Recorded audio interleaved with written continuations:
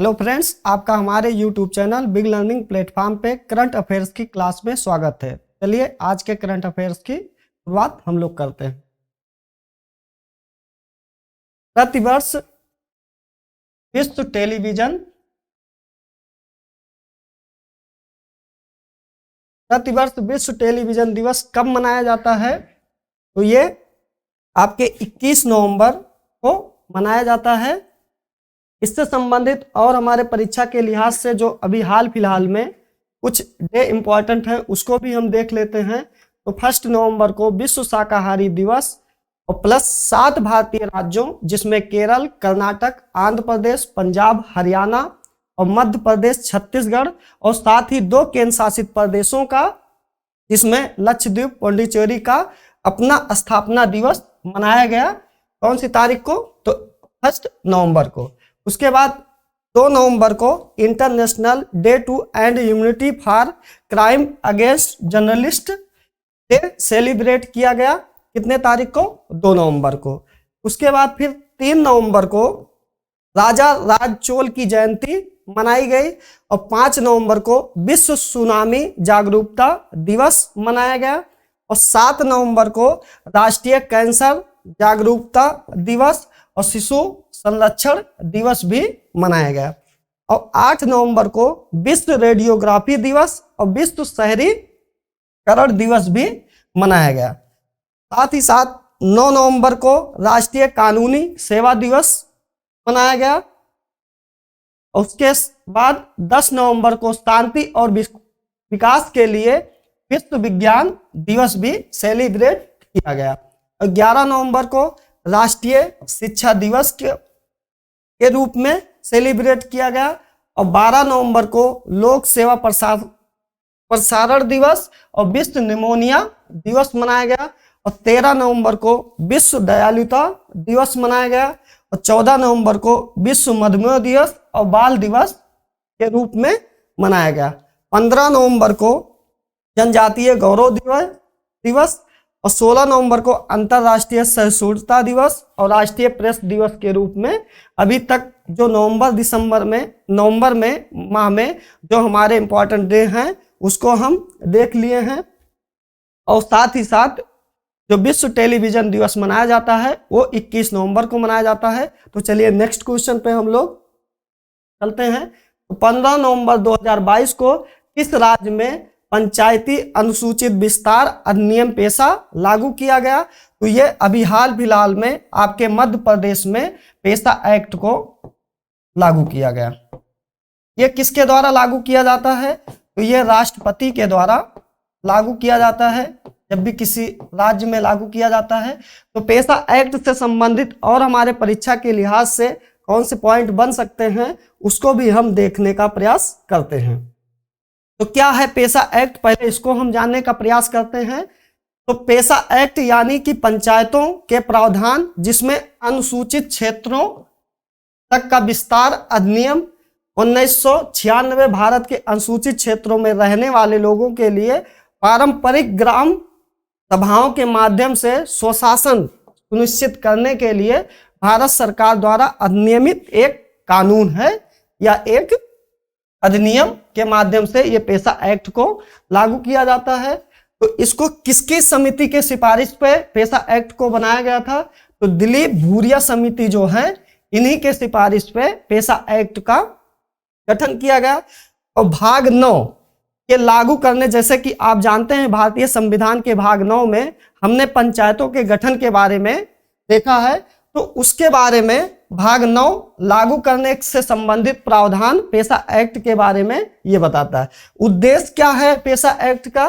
तो जनजातियों को राजनीतिक मजबूती प्रदान करने के लिए ये चीज उद्देश्य है पेशा एक्ट का। और साथ ही साथ राष्ट्रपति द्वारा इसको लागू किया जाता है। और 73वां संविधान संशोधन, संविधान में हम लोग पढ़ चुके हैं कि 73वां संविधान संशोधन 1992 और जिसे 24 अप्रैल 1993 से लागू किया जाता है, यह भी पेशा एक्ट इसी के माध्यम से लागू किया जाता है। इससे संबंधित और हमारे तो जैसे 73वां संविधान संशोधन और भाग 9 और साथ ही साथ एक नई अनुसूची 11 जोड़ी गई जिसमें कुल 29 विषयों का उल्लेख है। तो इसका भी प्रावधान किया गया है पंचायतों में। और जो आप पंचायतों का स्वरूप देखते हैं, त्रिस्तरीय स्वरूप, वो किसके समिति के सिफारिश पे किया गया था? तो ये आपके बलवंत राय मेहता जी जो थे, उन्हीं की समिति के सिफारिश पे हमारे यहाँ जो त्रिस्तरीय पंचायती राज व्यवस्था का स्वरूप है वो उन्हीं के द्वारा किया गया था। ये कब लागू हुआ था? तो 1957 में इसे लागू किया गया था। भारत में स्थानीय स्वशासन के जनक कौन है? तो ये लॉर्ड रिपन है। अंग्रेजों के समय की बात है ये, तो उन्हें ही स्थानीय स्वशासन के जनक के रूप में हम मान सकते हैं। तो त्रिस्तरीय पंचायती राज की शुरुआत जो होती है वो कब हुई थी? सबसे पहले तो 2 अक्टूबर 1959 राजस्थान के नागौर में जो पहले प्रधानमंत्री थे भारत के, उनके द्वारा इसकी शुरुआत की जाती है। कब? पंडित जवाहरलाल नेहरू प्रधानमंत्री द्वारा 2 अक्टूबर 1959 को राजस्थान के नागौर जिले से किया जाता है। पंचायती राज दिवस 24 अप्रैल को प्रतिवर्ष मनाया जाता है। ये भी हमारे परीक्षा के लिहाज से जो भी महत्वपूर्ण तथ्य हो सकते थे पंचायतों से संबंधित या पेशा एक्ट से संबंधित, वो हम पूरी तरीके से इस पे डिस्कस कर लिए हैं। तो चलिए नेक्स्ट क्वेश्चन पे चलते हैं। 15 नवंबर 2022 को किसने डिजिटल शक्ति अभियान 4.0 की शुरुआत की गई? तो इसका जो सबसे पहला संस्करण लागू हुआ था वो आपके 2018 में लागू हुआ था, और ये इसका चौथा संस्करण यानी जो 2022 का है वो इसका चौथा संस्करण है। तो ये किसके द्वारा लागू किया गया है? ये आपके राष्ट्रीय महिला आयोग के द्वारा लागू किया गया है। राष्ट्रीय महिला आयोग के बारे में जो हमारे परीक्षा के लिहाज से और महत्वपूर्ण पॉइंट बन सकते हैं उसको भी हम देखने का प्रयास करते हैं। तो महिलाओं से संबंधित जो तथ्य बन सकते हैं, तो जैसे राष्ट्रीय महिला आयोग के बारे में पहले हम जानते हैं, तो 1990 के राष्ट्रीय महिला आयोग अधिनियम में इसे परिभाषित किया गया है। और इसका मुख्यालय कहाँ है? तो मुख्यालय आपके नई दिल्ली में इसका मुख्यालय है। और पहली अध्यक्ष कौन है इसकी? तो जयंती पटनायक जी हैं, जिनका अभी हाल फिलहाल में इनकी मृत्यु हो चुकी है। वर्तमान अध्यक्षों की बात करें तो अभी जो राष्ट्रीय महिला आयोग की, तो वो आपकी रेखा शर्मा जी हैं। सी इज चेंज मेकर जो अभियान है वो भी आपके राष्ट्रीय महिला आयोग के द्वारा ही इसको चलाया गया है। पिंक प्रोटेक्शन प्रोजेक्ट केरल सरकार द्वारा महिला सुरक्षाओं के लिए इसको लागू किया गया है। इसके केरल सरकार के द्वारा इसको चालू किया गया है पिंक प्रोटेक्शन प्रोजेक्ट। और बेटी बचाओ बेटी पढ़ाओ योजना पानीपत हरियाणा से 22 जनवरी 2015 को से चालू किया गया है। तो जैसे कि आपको पता है उज्ज्वला योजना जो है, जिसमें गांवों में या शहरों में मतलब सिलेंडर की सुविधा उपलब्ध कराई थी केंद्र सरकार, तो वो उससे संबंधित उज्ज्वला योजना जो है 1.0 जो बलिया यूपी से इसकी शुरुआत की गई थी। उसके बाद 2.0 जो उज्ज्वला योजना की शुरुआत 10 अगस्त 2022 को आपके कहाँ महोबा यूपी से शुरुआत की गई है 2022 में। राष्ट्रपति द्रौपदी मुर्मू ने महिला उद्यमियों के लिए हर स्टार्ट प्लेटफॉर्म लॉन्च किया है। तो ये जो भी महिलाओं से संबंधित हमारे परीक्षा के लिहाज से महत्वपूर्ण पॉइंट बन सकते हैं उसको भी हमने डिस्कस कर लिया। अब चलते हैं नेक्स्ट क्वेश्चन के ऊपर। तो 16 नवंबर 2022 को किस देश की अंतरिक्ष एजेंसी ने आर्टेमिस फर्स्ट मिशन लॉन्च किया है? तो इसको लॉन्च करने वाला जो है अमेरिका, जिसकी एजेंसी का नाम नासा है। इसी के द्वारा ये मिशन अभी हाल फिलहाल में लॉन्च किया गया है। हाल ही में जारी क्लाइमेट चेंज परफॉर्मेंस इंडेक्स 2022 में भारत ने कौन से स्थान पर है? तो इसमें भारत 8वें स्थान पर है। तो इसको देखते हैं कि ये कौन कौन सी संस्थाओं के माध्यम से ये इंडेक्स लागू किया जाता है। तो 2005 से ये योजना जो इंडेक्स चल रही है ये 2005 से चल रही है। तो 2005 से हर साल प्रकाशित होने वाला क्लाइमेट चेंज परफॉर्मेंस इंडेक्स जो है वो, जिसे हम शॉर्ट फॉर्म में CCPI बोलते हैं, जलवायु परिवर्तन से निपटने के लिए देशों के प्रयासों को ट्रैक करता है। यह एक स्वतंत्र निगरानी उपकरण के रूप में इसका उद्देश्य अंतरराष्ट्रीय जलवायु राजनीति में पारदर्शिता को बढ़ाना है इस इंडेक्स के माध्यम से, जिसमें विश्व के लगभग देशों का इसमें कंट्रीब्यूट रहता है। तो ये किन किन संस्थाओं के माध्यम से इस इंडेक्स को जारी किया जाता है, तो इसमें जो प्रथम संस्था है जर्मन वाच के द्वारा, और दूसरी संस्था न्यू क्लाइमेट इंस्टीट्यूट, और साथ ही साथ क्लाइमेट एक्शन नेटवर्क, जिसे सालाना इस सूचकांक को प्रकाशित करते हैं। तो क्लाइमेट चेंज परफॉर्मेंस इंडेक्स 2023 जो है, जैसा कि हमने पहले बताया, इंडिया रैंक 8 पे, मतलब 8वीं रैंक पे भारत का प्रदर्शन है, और जो चीन है जिसका 51 रैंक है और अमेरिका का 52 रैंक है। ये रैंकिंग में इनका काफी खराब प्रदर्शन रहा है। उसके बाद फिर नेक्स्ट क्वेश्चन पे चलते हैं। सत्यजीत रे लाइफ टाइम अचीवमेंट अवार्ड जो अभी हाल फिलहाल में दिया गया है 2022 का, इसे किसे सम्मानित किया गया है, तो ये आपके कार्लोस सौरा जी को इससे सम्मानित किया गया है। हाल ही में किस समूह द्वारा ग्लोबल शील्ड योजना लॉन्च की गई है, तो इस योजना को G7 कंट्री जो हैं, G7 जो समूह है, जिसे आप देखते हैं, एक है G7 और दूसरा है G8। तो ये दोनों संस्थाएं एक ही थी। अभी जब इसको 2000 इसमें रूस को निकाल दिया जाता है, तो उसके बाद इसी संस्था का नाम G7 कर दिया गया है। तो इसी संस्था के द्वारा अभी ये ग्लोबल शील्ड योजना को लॉन्च किया गया है।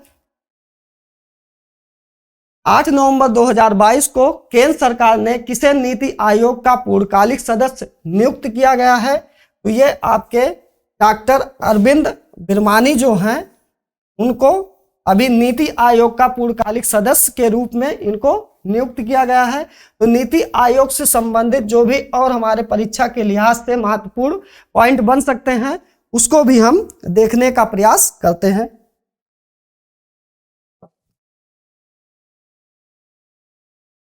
तो गठन कब हुआ था नीति आयोग का, तो 1 जनवरी 2015 को इसका गठन हुआ था।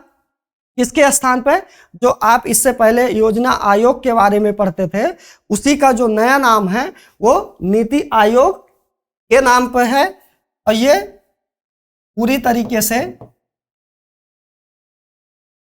संघवाद की भावना को मजबूत भी करता है। तो अभी इसका जो मुख्यालय है वो कहाँ पे है, नई दिल्ली में है।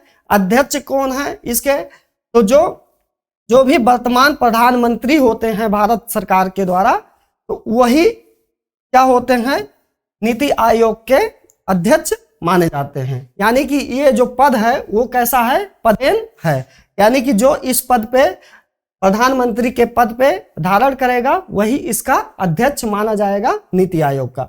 उपाध्यक्ष कौन है अभी वर्तमान में, तो सुमन बेरी जी इसके उपाध्यक्ष हैं, और सीईओ कौन है इसके, परमेश्वर अय्यर जी इसके अभी सीईओ हैं।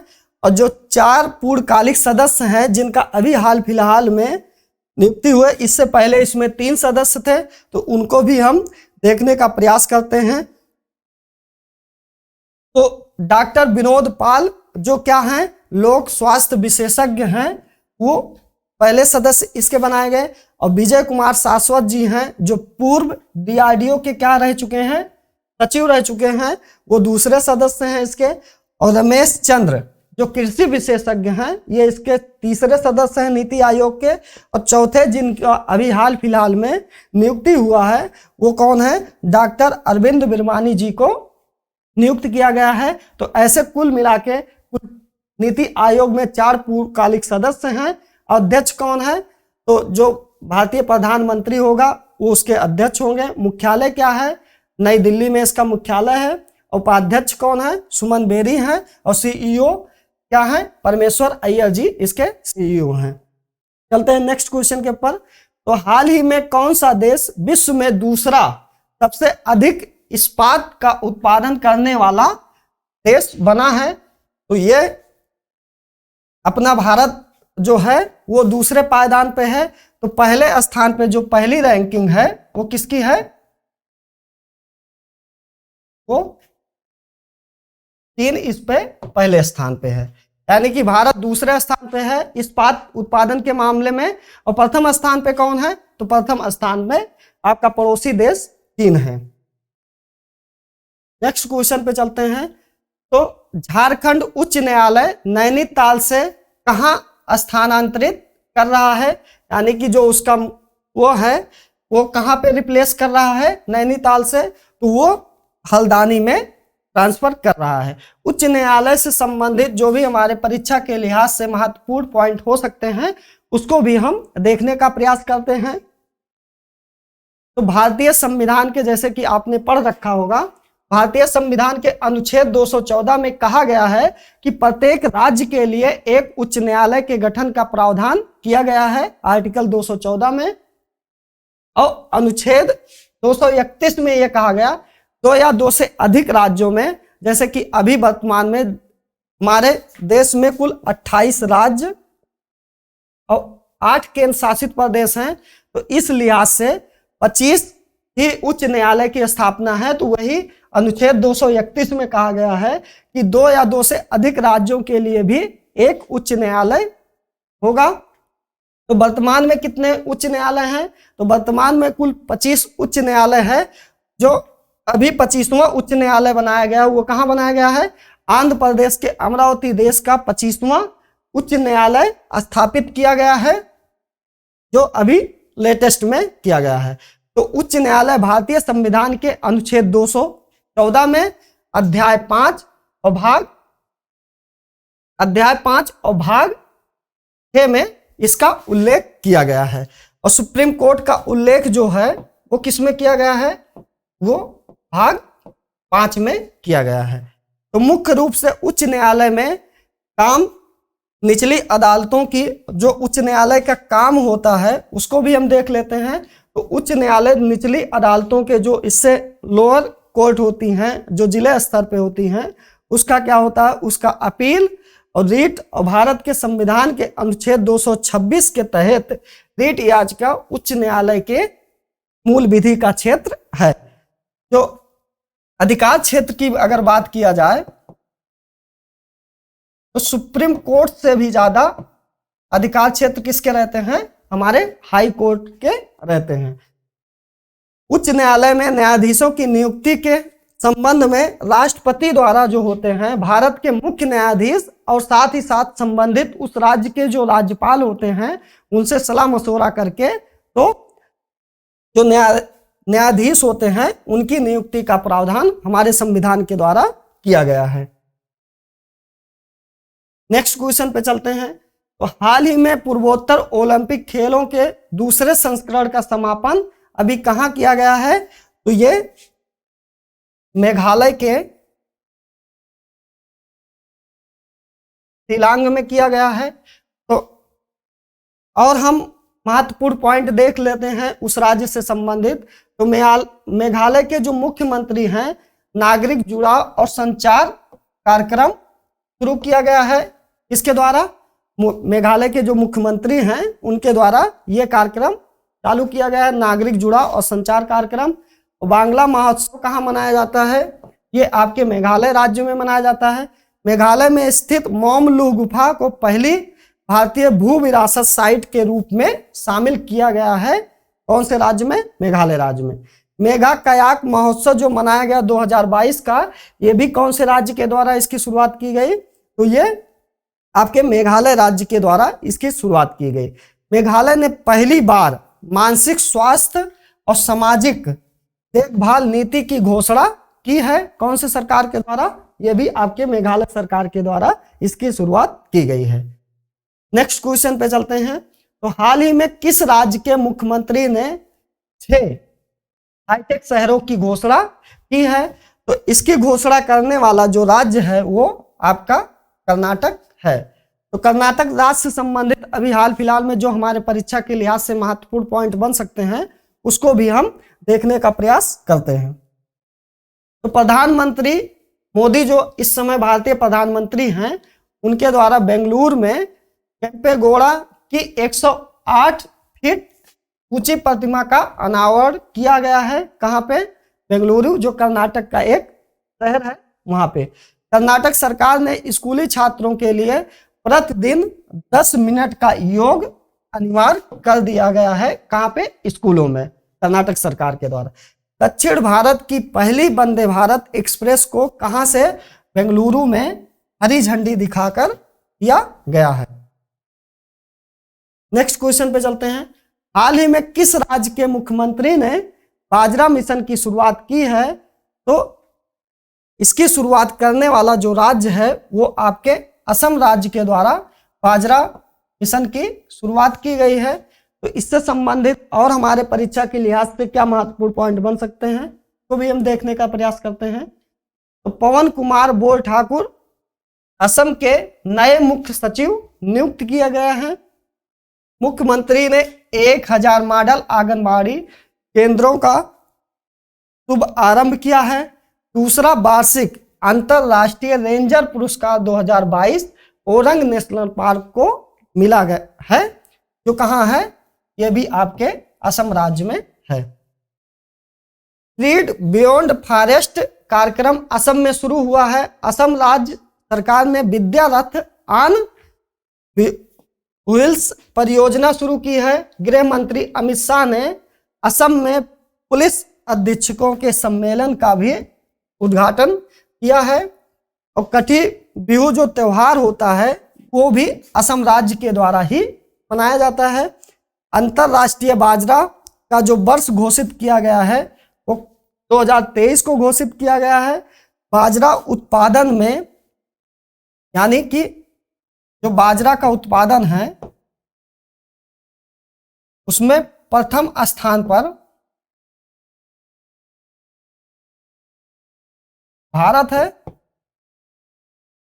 अगर भारत में भी अगर राज्यों में देखें तो सबसे ज्यादा जो बाजरा का उत्पादन करने वाला कौन सा राज्य है? वो आपका राजस्थान राज्य है। बाजरा कैसी फसल है? तो आप देख रहे हैं जायद फसलें होती हैं, खरीफ फसलें होती हैं, रबी फसलें होती हैं। तो जो बाजरा किस प्रकार का, किस स्वरूप की फसल है? तो वो आपके खरीफ फसलों के रूप में उसे जानते हैं। आज का जो हमारा लास्ट क्वेश्चन है उस पर भी हम फोकस करते हैं। तो हाल ही में 3 दिवसीय अंतरराष्ट्रीय पर्यटन मार्ट कहां पर शुरू किया गया है? तो ये आपके आइजोल में शुरू किया गया है। तो आज के करंट अफेयर्स का सेशन हमारा यहीं पे समाप्त होता है। आपको हमारा करंट अफेयर्स का क्लास कैसा लगा, कमेंट बॉक्स में इसकी प्रतिक्रिया जरूर दें। जो भी अपना सुझाव भी देना हो तो दे सकते हैं, इसमें और भी संशोधन किए जा सकते हैं। Thank you, all of you.